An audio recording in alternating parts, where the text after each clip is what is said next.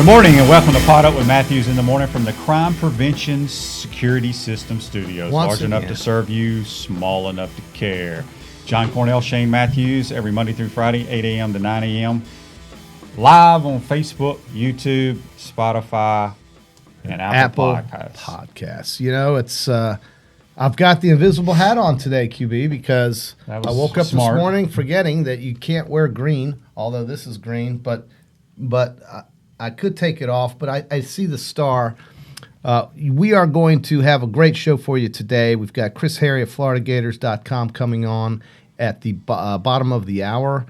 We've also got some recruiting to talk about, maybe a little coaching carousel. Florida basketball tonight, trying to get back on the winning track, my man, against Mississippi State, a team that is very dangerous, coming in here off a 1-point loss against Oklahoma. So that game is at 7 o'clock. I'm going to go, QB. I'm going to go watch it and see what I can see. I saw that game Saturday night. I liked it so much that I will go again. And I didn't really like the result, but I did like being in that building, and the atmosphere was fun, and it was a good crowd. So I would hope tonight we'll see the same. 7 o'clock, you may see a decent crowd. You know, you have to wait and see, but it won't be packed because it's not the number one team in America rolling in. Right, and it's not Saturday. Yeah. So it's Mississippi State is a 12-7 ball club, very, very talented. They're long and athletic. This is a game I wish we were playing someone else other than Mississippi State coming off that Baylor loss. But it will definitely test the Gators tonight. Well, and you were talking about Blackshear, a guy that you wanted to see play. I don't know if better is the right word, but hoping that he would evolve completely into the kind of player you want him to be. And he's going to have his hands full with Reggie Perry tonight. That's their stud. He gets double-doubles every night. Like I used to say, death taxes and Reggie Perry getting a double-double for Mississippi State.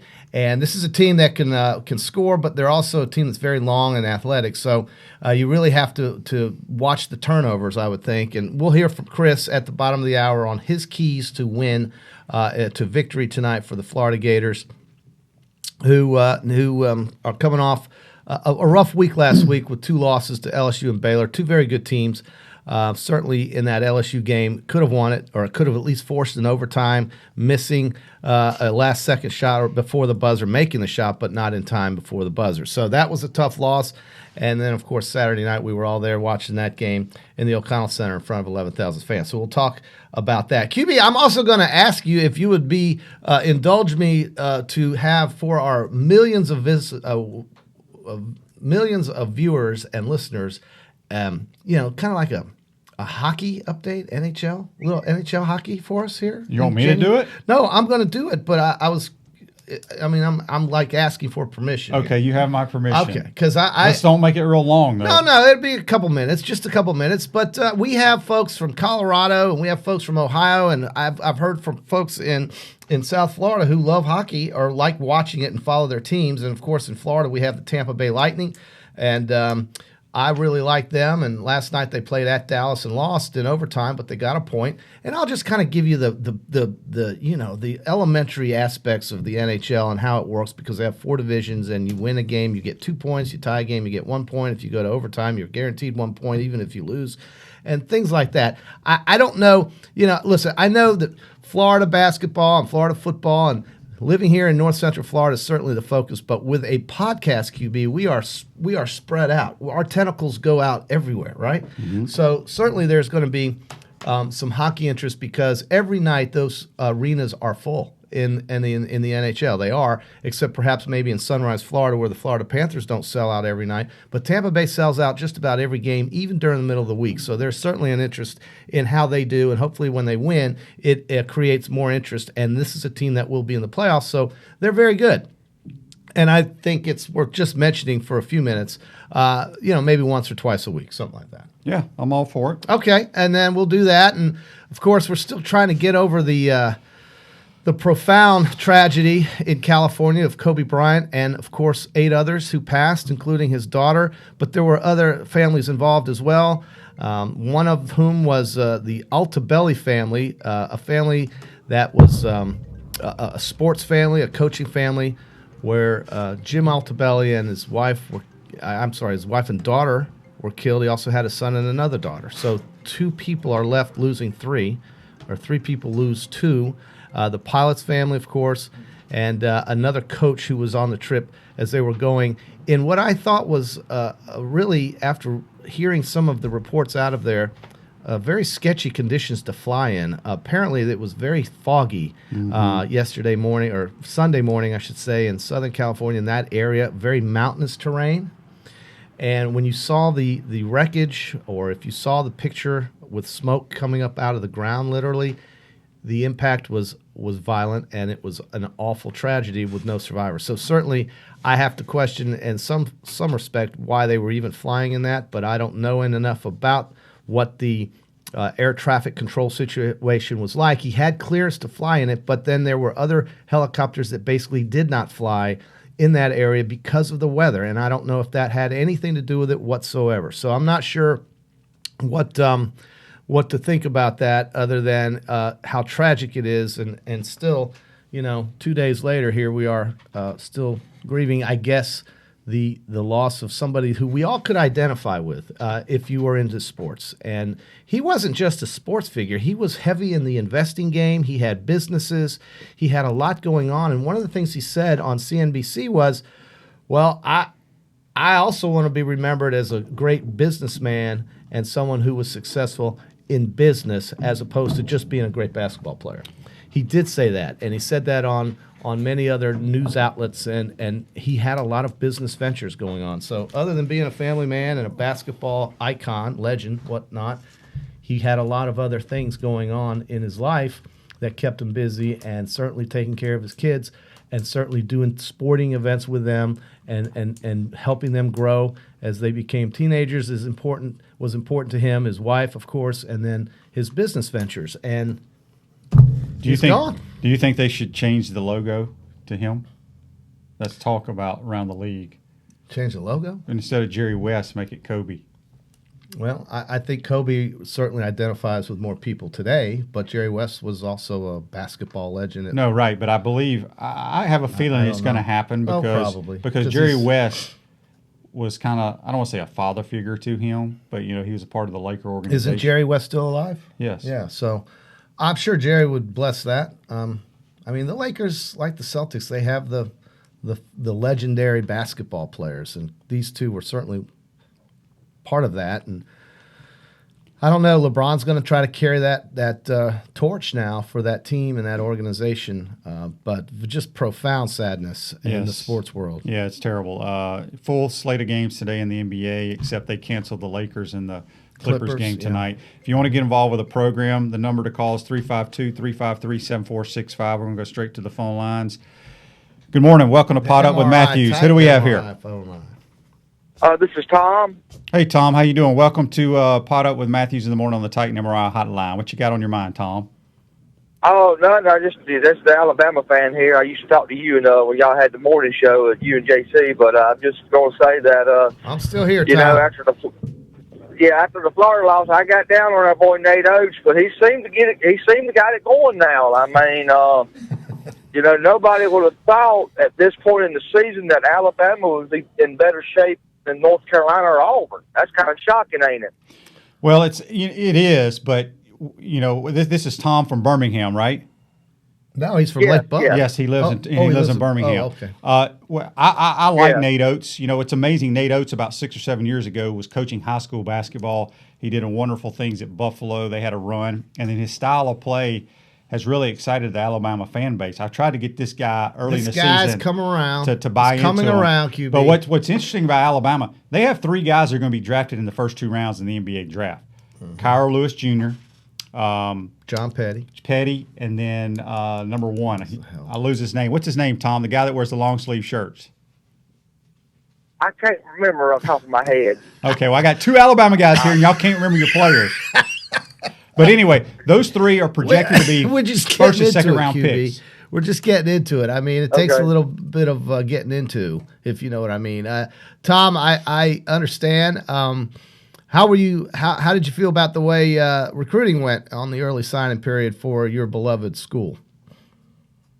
I think we did okay. I think we did okay, about typical. I think we were second to Clemson, so we're still 1-2. So it's just typical recruiting year for us.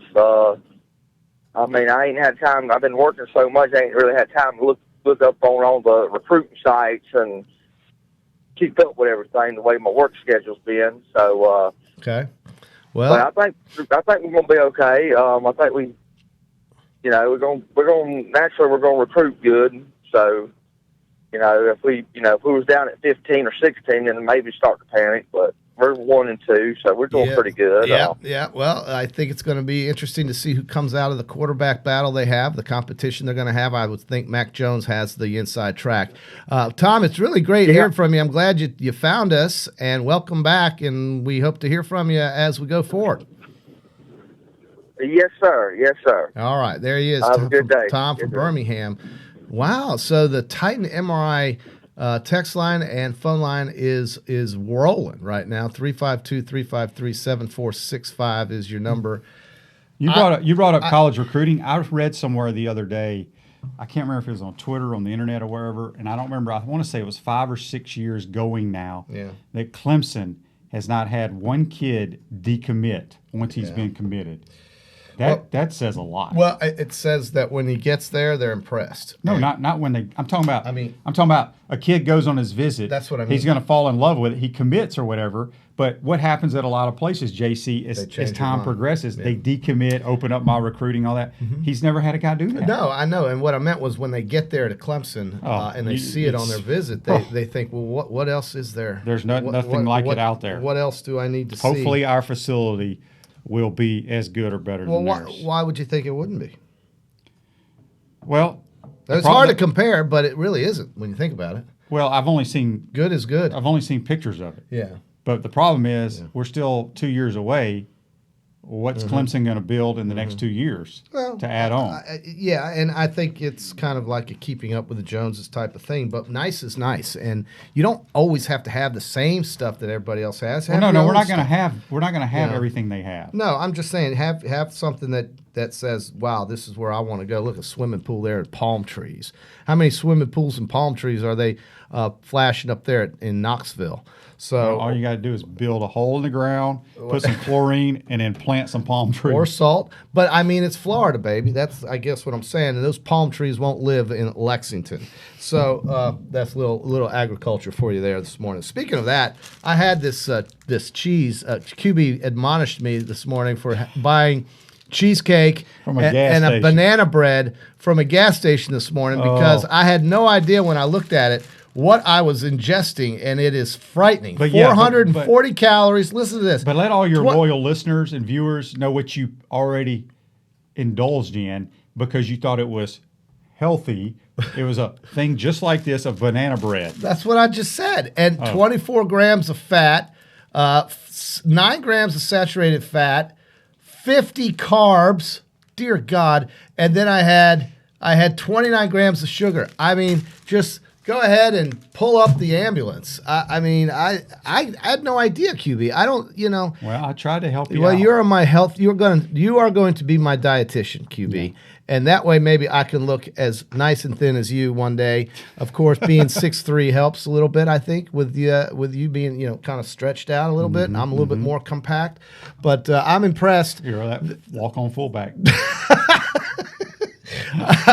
Yes, that's me. I'm a great blocker. But I did. So I went and bought a terrible thing. And then I bought this. This is a V8 juice. And you would think, oh, vegetables. This is wonderful. Tomatoes, celery. Then I turn to the back and it says sodium. 960 milligrams of sodium. I mean, just throw me in the Atlantic Ocean and tell me to start drinking it because that's what I'm drinking right there. And what I thought was a healthy drink. Now, notice I haven't opened that.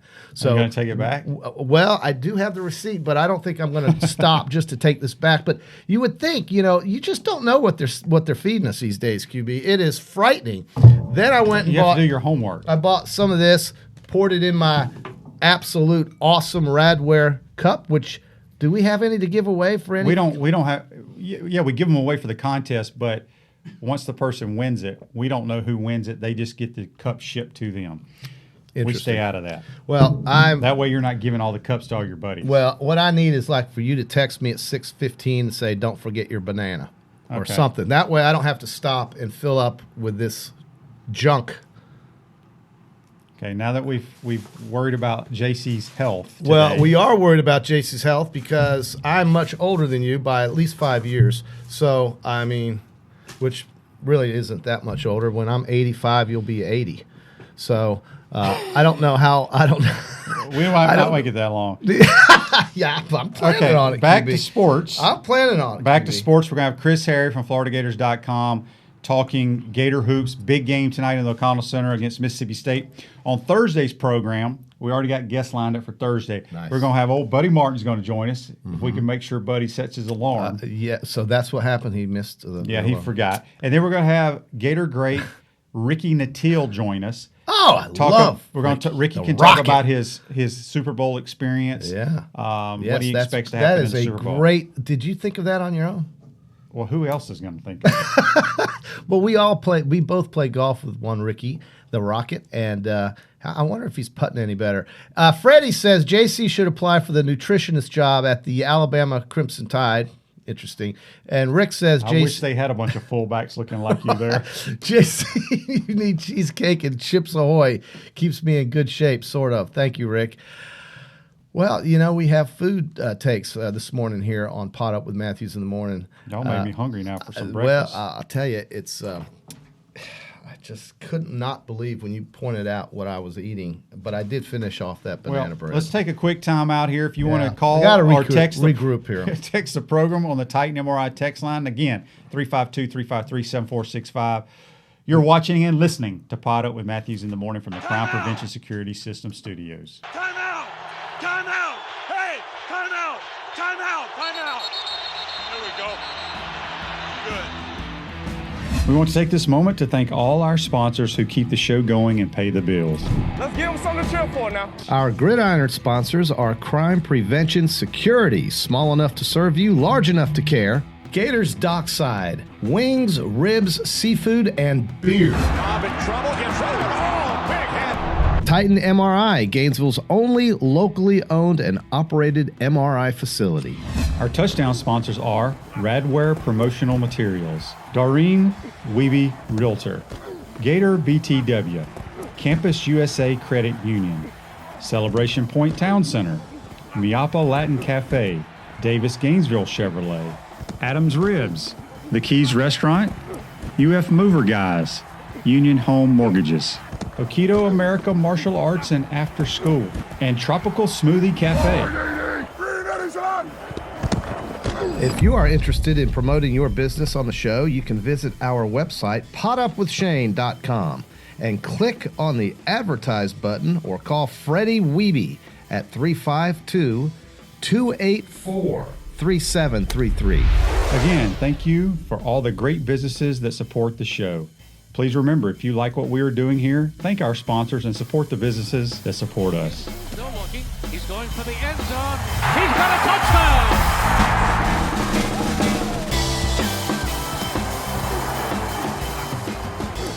Celebration Point is where Gators come to celebrate with premium brands like Bass Pro Shop, Nike, Palmetto Moon, Regal Cinemas, and coming soon, the HBC's new restaurant, Spurrier's Gridiron Grill. We will see you at Celebration Point where Gators come to celebrate. Welcome back to Pot Up with Matthews in the morning. John Cornell, Shane Matthews, every Monday through Friday, 8 a.m. to 9 a.m. from the Crime Prevention Security System Studios, large enough to serve you, small enough to care.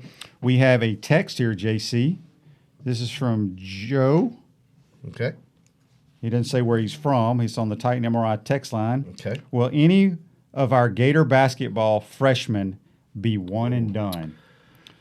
What are your thoughts? Well, any of those kids I saw play Saturday night better not be at this point, but they'll get better, I think. Well, the only one that potentially will be one and done is Scotty Lewis. I think Scotty needs to play a whole nother year. Yeah.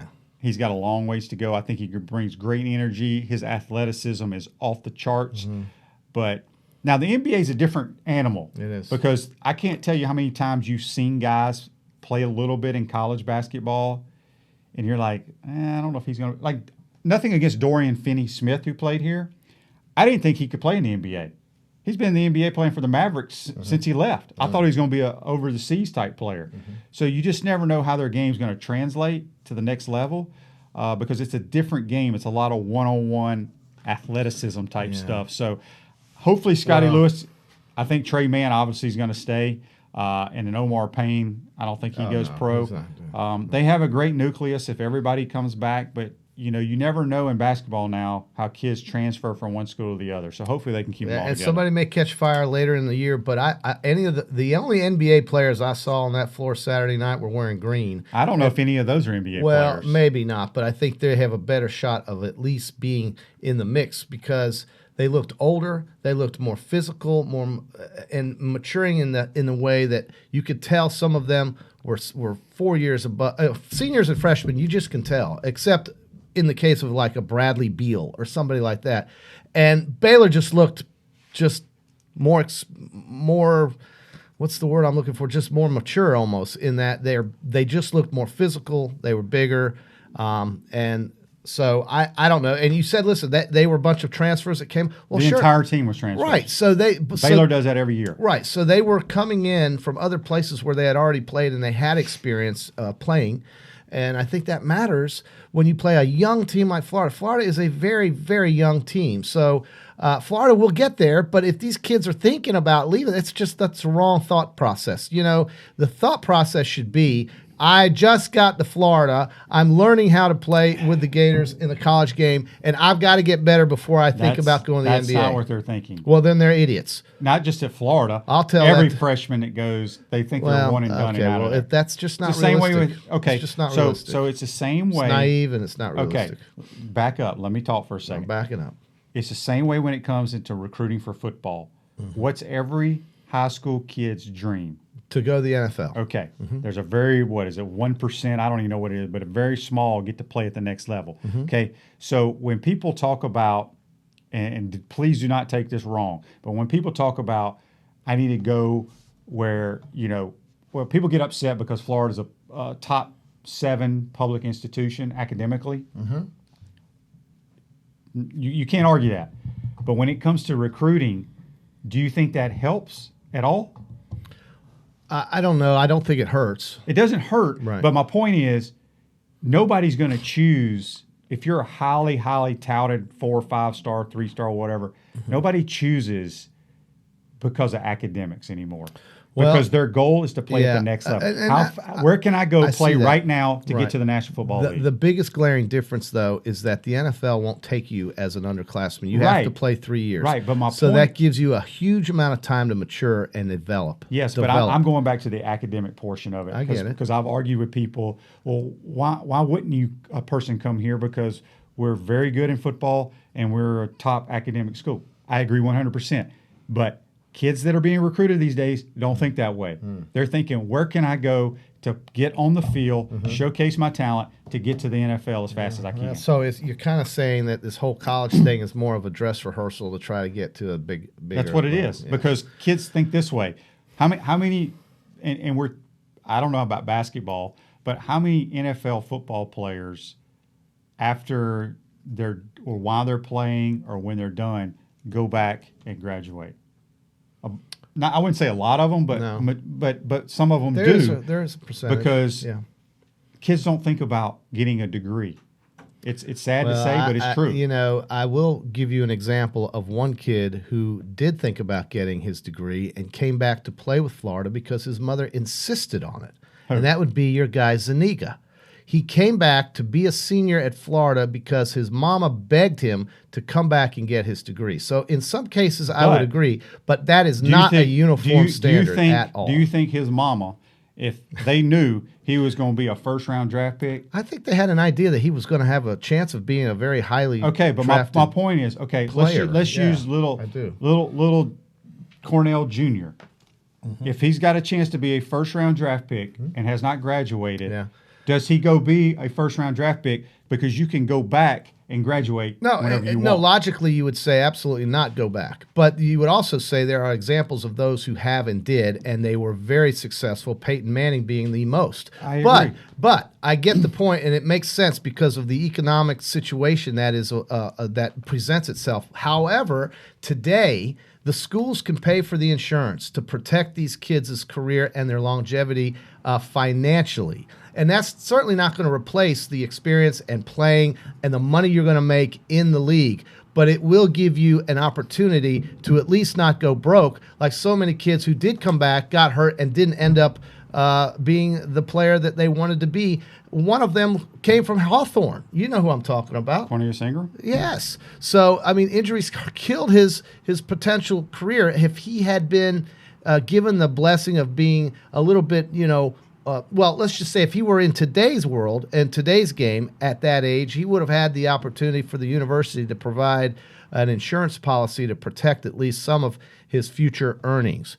Future earnings is what you buy insurance for in this case. And so I would say to little Cornell Jr., you have a choice, and it's a tough one. We don't know exactly where you'll be drafted if you're drafted in the first round. Word is that you will be, but there's no guarantees to that because you may bomb at the combine or something might happen or whatever.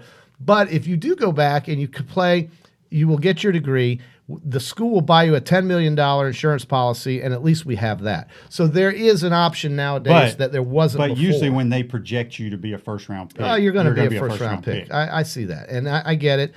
And so it's a tough call. It really is. But Zuniga was a great example of just what a lot of folks don't do these days because his mother wanted that degree, I guess. I don't know. I mean, I'm sure they were having some arguments at the dinner table when those ankles went south, right? And he missed those games where they lost, and they could have really had him help them maybe win the LSU and Georgia game. So I don't know. I mean, he wasn't healthy for really either of those. He didn't play a whole lot. He only played like 65, 70 plays all year. So injuries affected him, and I know that he probably asked his mom, maybe I should have gone pro. What do you think now, Mom?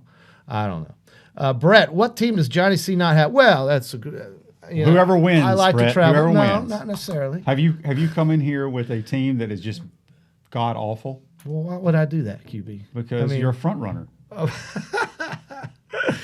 Well, I don't know. You want me to roll? What's here? interesting? You want me to roll in here with a Dolphins What's hat, interesting QB? in that portion of the 80s and the 90s, you were nowhere to be seen with any Crimson Tide gear on. Oh, well, when I went to school in the 80s, we were brutal. I lost 4 straight years to Tennessee. Yeah. My God. Is that Chris? I don't know. We're going to find out. 828 probably is. Welcome to Pot Up with Matthews in the morning. Who we got here on the air? Hello. Who do you think? You called early. You called early, my man. It was our Gator. All right. Oh, well, I'll hang up then. No. All right. This is Chris Harry from FloridaGators.com. Join us on the Titan MRI hotline. Chris, thanks for joining the program. JC and myself are here. Let's talk before we move on to Mississippi State. Your thoughts of what happened in the O'Connell Center on Saturday night. I really thought we'd win that basketball game, but in hindsight, when you look at it, they were a much better basketball team, more physical. They made shots. Give me your thoughts. Yeah, all that, and a really connected team. They reminded me the way they played and the way they shook off anything Florida maybe run at them, anything that Florida kind of ran at them in that first half. It reminded me a little bit of the 2014 Florida team. Not a bunch of NBA guys, but gosh, playing together, making key shots, and just defending at an incredibly high level. That's a team that can do some damage in March, Shane. And I mean, I've been to one of the best places I've ever been to see a basketball game, and the best environment is Fog Allen Fieldhouse in Kansas. Very, very difficult place. They went in there and won by 12 against a Kansas team that is certainly capable of winning the whole thing with what they got going on inside and out. So Baylor, very, very impressive. Scott Drew is the guy who's been there. People don't know that he's been there 16 years.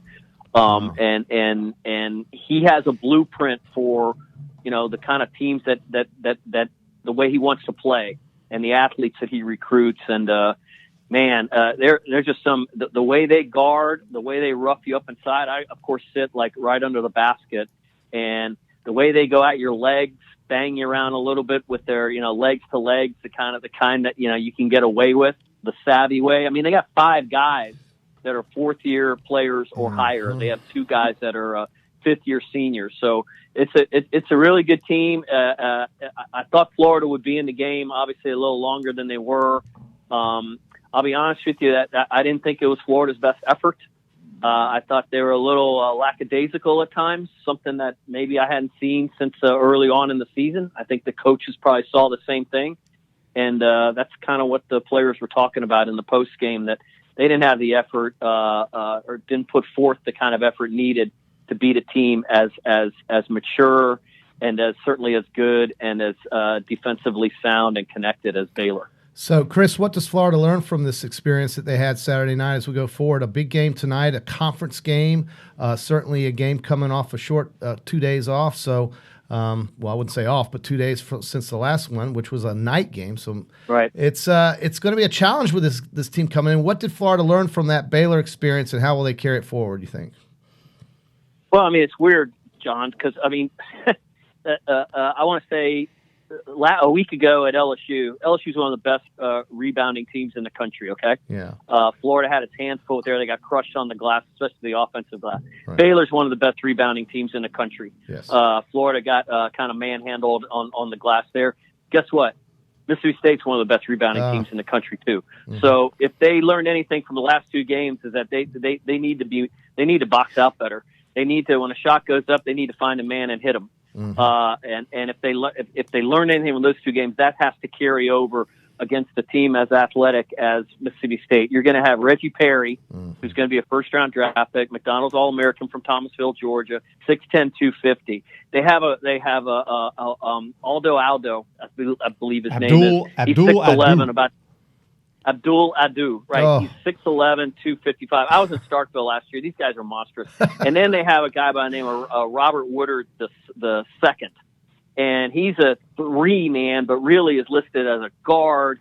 And I think he's 6'7", 235. Oh. So they got a lot of live athletic bodies that are going to be crashing the glass. Now, they don't play as hard as Baylor does.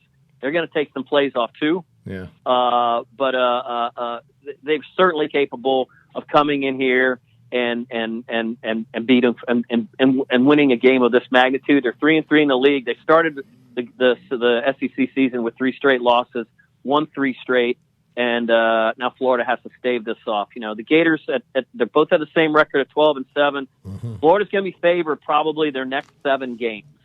Okay, so this is an opportunity. Now, having said that, they've had plenty of opportunities before and haven't capitalized on them. It's time to start talking about the potential of the team. You're either a good team or you're not, and Florida needs to start finding some consistency and start putting some W's in the column. Yeah, you talked about Mississippi State. I've watched them play a lot, and you're right. They're long, athletic, physical.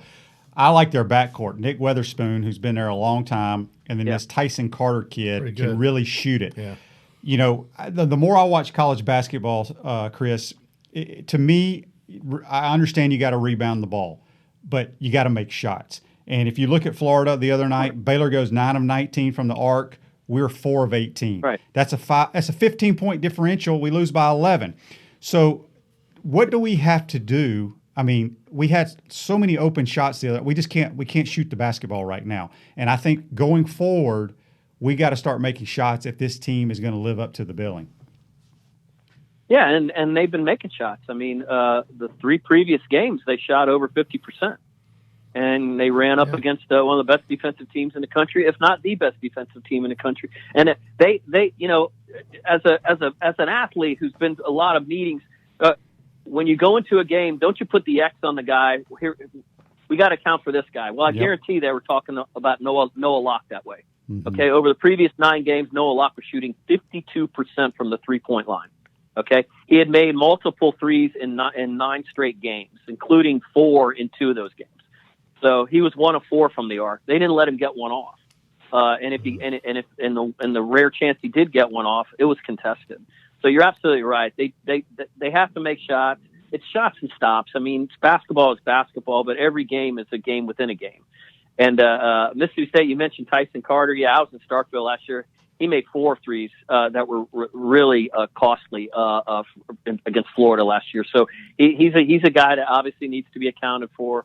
I think Quindary Weatherspoon, who was there last year, is finally gone. Or Quindary, I think Quindary played there a long time. Yeah, I know, and he's finally gone. Yeah. He's like that. That must have been like what guys thought of Chris Chiozza when they saw him play all the time, right? But I don't think their backcourt is what it is last year with Q gone or whatever. But I think what needs to be accounted for is what they got up front. But you're absolutely right. If they come in here and start shooting threes and Florida's not making shots, that could be an issue. Florida practiced it in the Neo Dome. This is something they kind of changed up a little bit. Our home games the day before, they're practicing in their home arena to see if that gives them any kind of advantage. It's kind of worked in the previous home SEC games. Did not work against Baylor, or they weren't able to do it because the gymnastics meet was there last year or last week. Chris, any concerns with Kerry Blackshear? Tonight you'll see he'll probably be challenged pretty heavily in the front court. What do you assess him? How do you assess him at this point right now?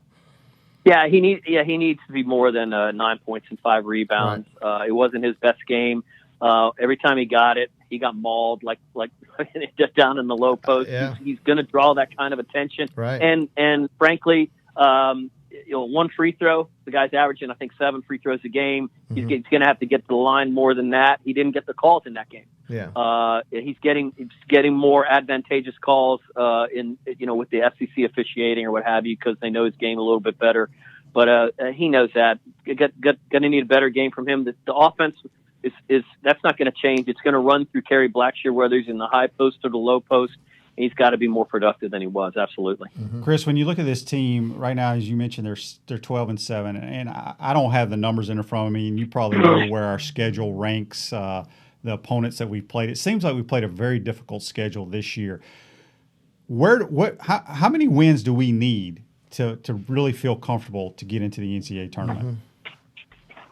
Well, first of all, the schedule, there's only going into last weekend. Okay, there were only 5 Power 6 conference teams that have played a harder non-conference schedule than Florida. Now you put Baylor into it, so I don't know where that number. I haven't looked at what that number is, today, for example. But they played a very hard schedule last year, Shane, and they got into the tournament at 19-15. So you look at that, 19-15 doesn't get you in the tournament without a schedule. True. And but at the same time, you have to have a couple gold stars on that resume. And winning at LSU helped. Beating LSU, of course, in the SEC tournament helped LSU winning the SEC championship last year. So, I think if they're getting around 18 or 19 wins, they're going to get the attention. I mean, it's not going to get the seed you want, but I'll be honest with you, I don't think seeding is going to matter in this tournament this year. I think the season is going to be probably a microcosm of what the SEC or what the NCAA tournament is going to play out. But like I said, the next 7 games are games Florida can make some hay with. You absolutely have to take advantage, because if you don't take advantage of games you're supposed to win, now all of a sudden you're risking that resume with some bad losses. Okay, so at Vanderbilt next week, all right, home against Georgia, at Texas A&M. Yeah. Those are games you got to win, but at the same time, going to Texas A&M and winning against the Buzz Williams team is not going to be easy especially if you're not making shots. Well, we know what they're capable of. Now they got to live up to those capabilities. We're speaking with Chris Harry, FloridaGators.com. He is the authority on Florida Gator basketball. Chris, we've got 7 games again this week. Let me give you a rapid fire. I'm going to do a rapid fire Chris Harry call on these games. You ready for this? Let's go. Texas A&M, Tennessee. Fire. This is a new part to the program. A new segment that he just threw out there. I just threw it out there. I mean, why wouldn't I, right? Okay. Texas A&M, Tennessee. Okay, yeah, why not? Texas A&M at Tennessee. Rapid. At Tennessee, I'll go with the ball. Georgia at Missouri. Rapid. I'm going Missouri. Auburn at Mississippi. Oh, Auburn. Vanderbilt at Mississippi looks like they're shutting it down. Well, they did win, though, last weekend. Vanderbilt, Kentucky, okay, you can skip that one. Alabama, LSU. We're skipping Kentucky. Alabama, LSU. I mean, LSU's a really, really good team. If Alabama gets in there and makes it a track meet and starts hitting a bunch of shots, that could obviously change. But if that game's at LSU, I'll take the Tigers. South Carolina, Arkansas.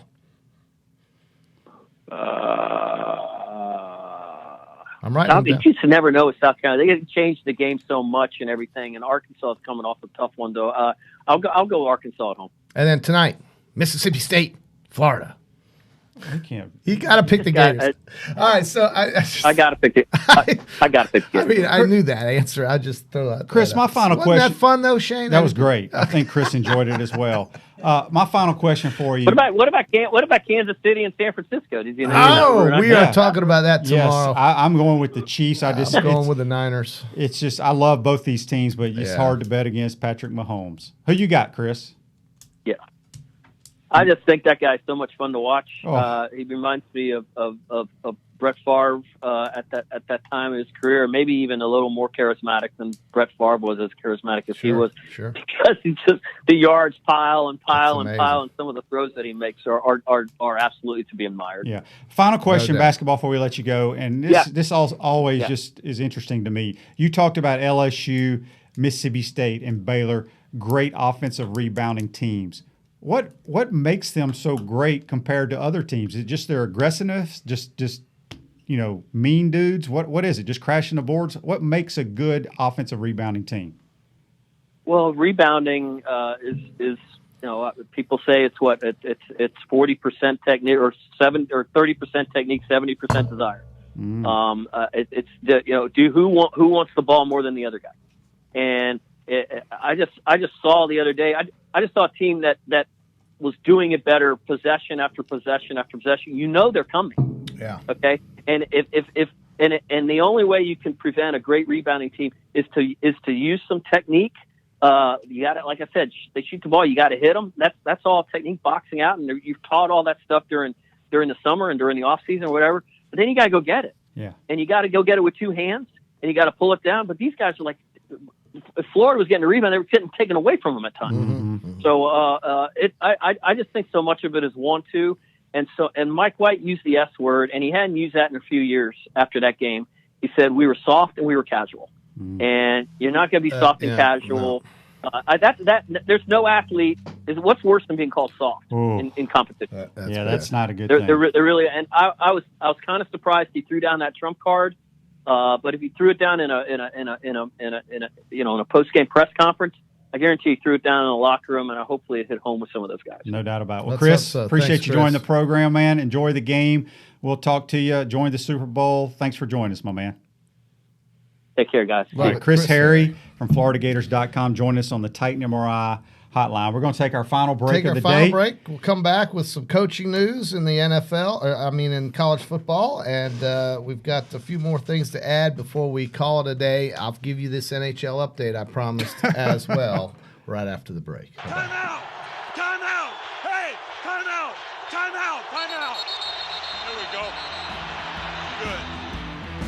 We want to take this moment to thank all our sponsors who keep the show going and pay the bills.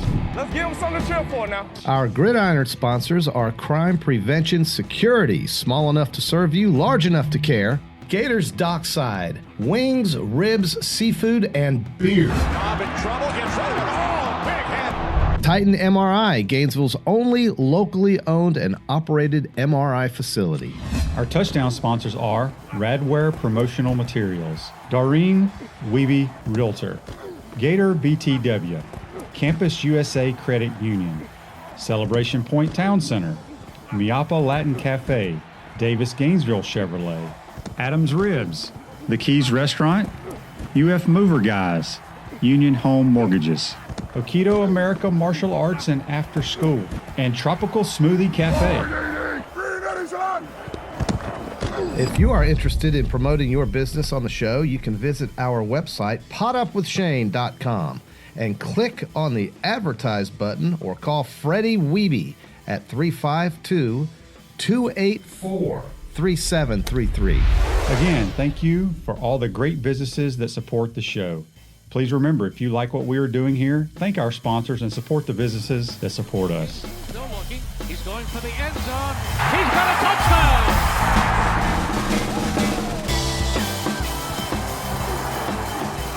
Celebration Point is where Gators come to celebrate with premium brands like Bass Pro Shop, Nike, Palmetto Moon, Regal Cinemas, And coming soon, the HBC's new restaurant, Spurrier's Gridiron Grill. We will see you at Celebration Point, where the Gators come to celebrate. Welcome back to Matthews in the Morning from the Crime Prevention Security System Studios, large enough to serve you, small enough to care. We got some coaching news to just throw at you. DeMarco Murray, great running back from who played for the Dallas Cowboys, amongst others. Who else did he play? Did it just Dallas, or was there another NFL team? He was really good for the Oklahoma Sooners. Boy, he was. And he is returning to Norman, Oklahoma as their new running back coach.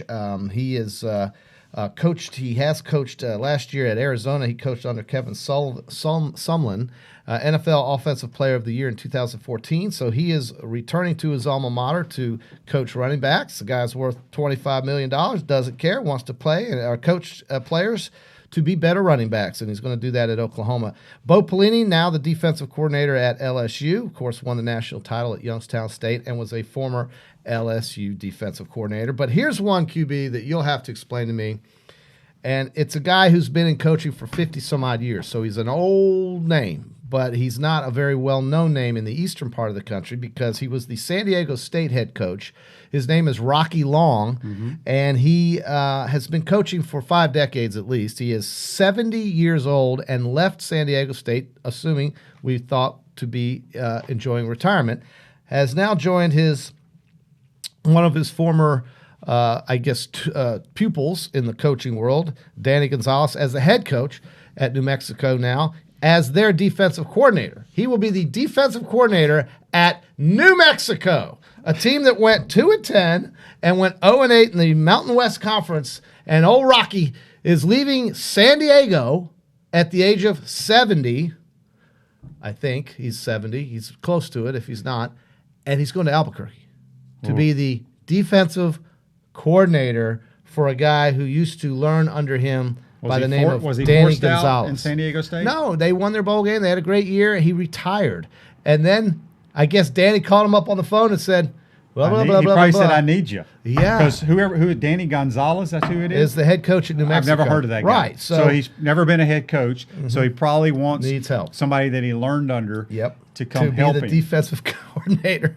So, but man, New Mexico has not been good for a long time. I mean, they did not win a game in the Mountain West last year, and they were 2-10.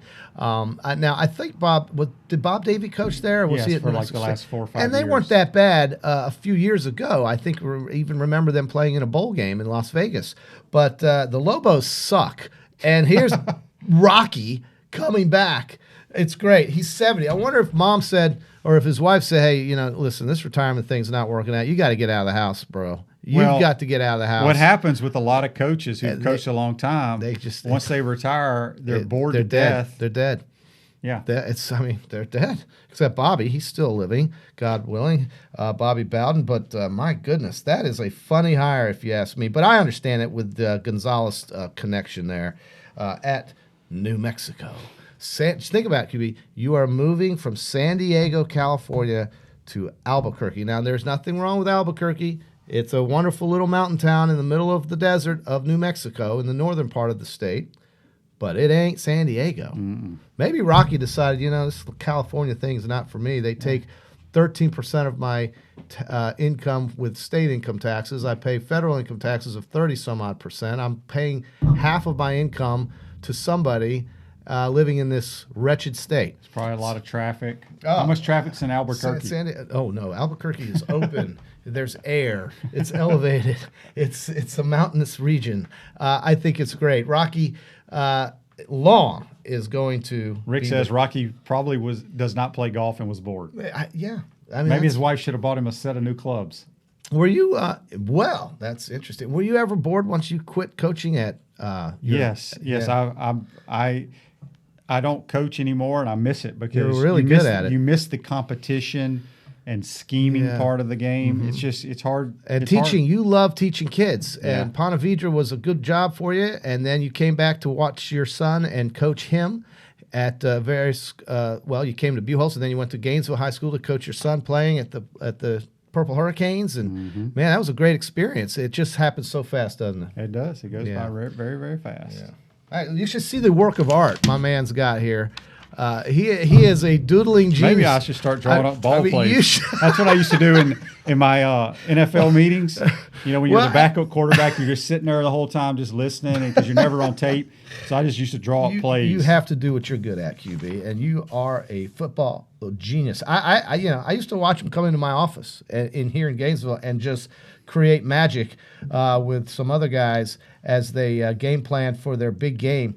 On the Friday night that they played during the week. And high school football, you think football season is short. High school football season is really short. Oh, so short. Yeah, it's really short because it could end, before November for all intents and purposes. I promised everybody we'd do a quick hockey update. I'll tell you how we do it. This is the midpoint of the year. We have 4 divisions in the NHL. The arenas are full every night, and it's a very popular sport, even though you might not think it because you don't see it on ESPN every morning, but believe me, it is. You have the Metropolitan Division and the Atlantic Division. Those are 2 divisions that cover basically the northeastern part of the country and the eastern southeastern part of the country. Then you have the Pacific Division and the Central Division, which cover the Midwest, of course, and the West. Your divisions are stacked with as many as 8 teams in some cases, and they just had their All-Star game where each division played each other, and it was very interesting. And the Pacific Division won they won the All-Star weekend game, so to speak, whatever you want to call it. So in the NHL, we have 2 Florida teams, the Florida Panthers and the Tampa Bay Lightning.